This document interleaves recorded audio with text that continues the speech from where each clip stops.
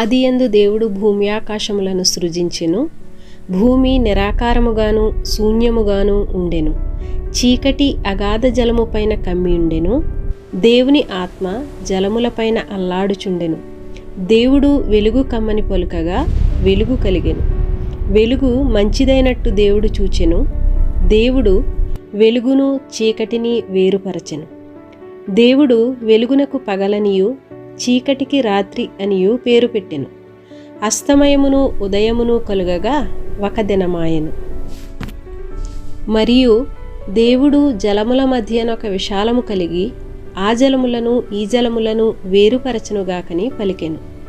దేవుడు ఆ విశాలము చేసి విశాలము క్రింది జలములను విశాలము మీది జలములను వేరుపరచగా ఆ ప్రకారమాయెను. దేవుడు ఆ విశాలమునకు ఆకాశమని పేరు పెట్టెను. అస్తమయమును ఉదయమును కలుగగా రెండవ దినమాయెను.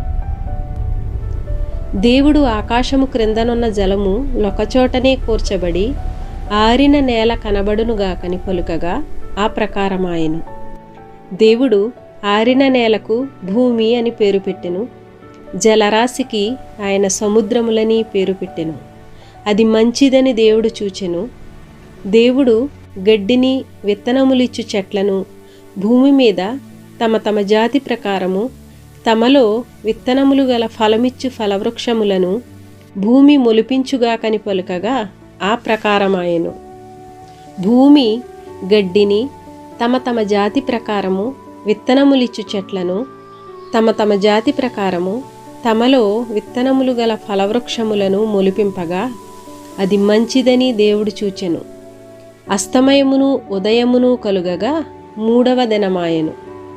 దేవుడు పగటిని రాత్రిని వేరుపరుచునట్లు ఆకాశ విశాలమందు జ్యోతులు కలుగుగాకనియు అవి సూచనలను కాలములను దిన సంవత్సరములను సూచించుటకై యుండుగాకనియు భూమి మీద వెలిగిచ్చుటకు అవి ఆకాశ విశాలమందు జ్యోతులై యుండుగాకనియు పలికెను.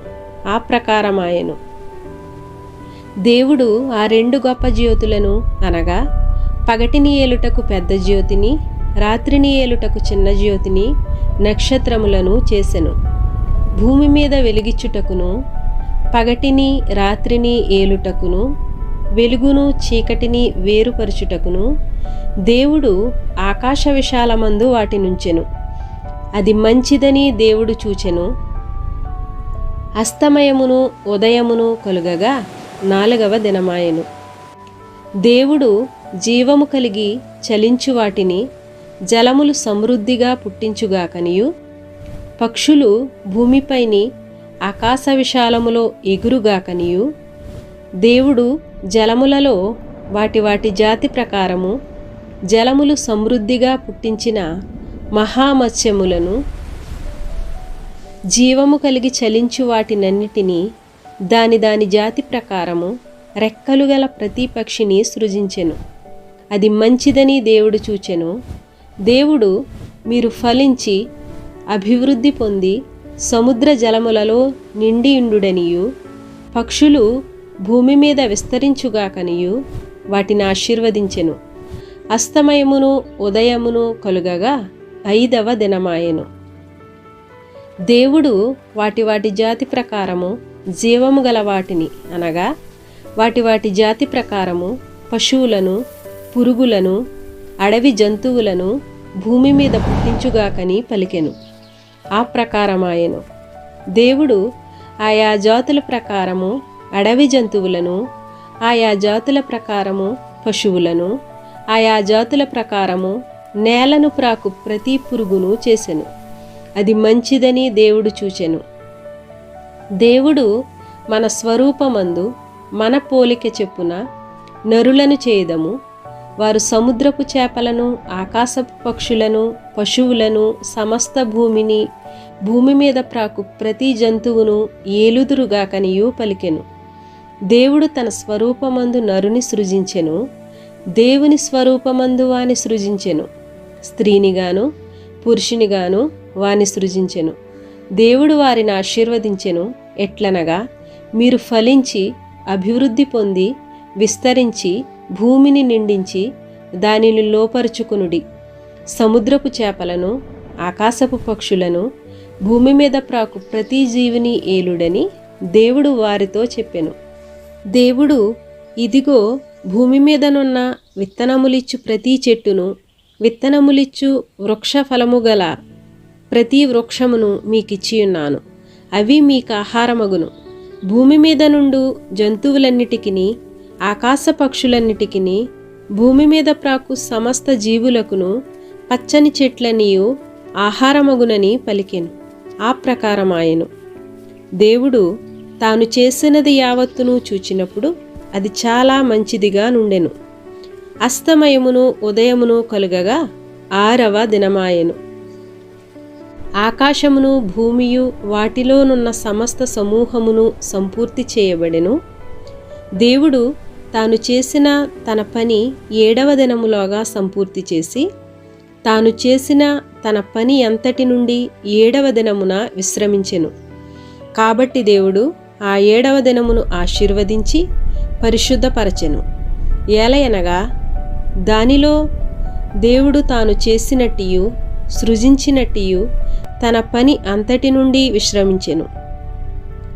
దేవుడైన యెహోవా భూమిని ఆకాశమును చేసిన దినమందు భూమి ఆకాశములు సృజించబడినప్పుడు వాటి వాటి ఉత్పత్తి క్రమము ఇదే. ఇది వరకు పొలమందలి ఏ పొదయు భూమి మీద నుండలేదు, పొలమందలి ఏ చెట్టును మొలవలేదు. ఏలయనగా దేవుడైన యెహోవా భూమి మీద వాన కురిపించలేదు, నేలను సేద్యపరుచుటకు నరుడు లేడు. అయితే ఆవిరి భూమి నుండి లేచి నేల అంతటినీ తడిపెను. దేవుడైన యెహోవా నేలమంటితో నరుని నిర్మించి వాని నాసికారంధ్రములలో జీవాయువును ఊదగా నరుడు జీవాత్మ ఆయెను. ప్రియమైన శ్రోతలారా, చీకటి వెలుగు గురించి కొన్ని విషయాలు మనం మాట్లాడుకుందాం. 1 యోహాను 1వ అధ్యాయం 5వ వచనంలో చూచినట్లయితే దేవుడు వెలుగై ఉన్నాడు. యోహాను సువార్త 1వ అధ్యాయం 4వ వచనంలో మనం చూచినట్లయితే ఆయనలో జీవం ఉండెను, ఆ జీవము మనుష్యులకు వెలుగై ఉండెను. 1వ కొరింథీ 6వ అధ్యాయం 14వ వచనంలో మనం చూసినట్లయితే మీరు అవిశ్వాసులతో జోడుగా ఉండకుడి, నీతికి దుర్నీతితో ఏమి సాంగత్యము, వెలుగునకు చీకటితో ఏమి పొత్తు. 1వ తెస్సలోనికీయులకు రాసిన పత్రిక 5వ అధ్యాయం 5వ వచనంలో చూచినట్లయితే మీరందరూ వెలుగు సంబంధులను పగటి సంబంధులునై ఉన్నారు. మనము రాత్రి వారము కాము, చీకటి వారము కాము. అయితే చీకటి అనగా పాపము, తప్పు మార్గం, అజ్ఞానం. పాపక్రియలు జరిగించేవారు కేవలం చీకటిలోనే జరిగింతురు. అయితే మనం అజ్ఞానాన్ని విడిచిపెట్టి దేవుని వెలుగు వైపు అనగా మంచితనము, సత్యములోనికి, జ్ఞానములోనికి, మహిమలోనికి ఆయన రాజ్య వారసులు అవ్వాలని తెలియపరుస్తూ ఉన్నాము.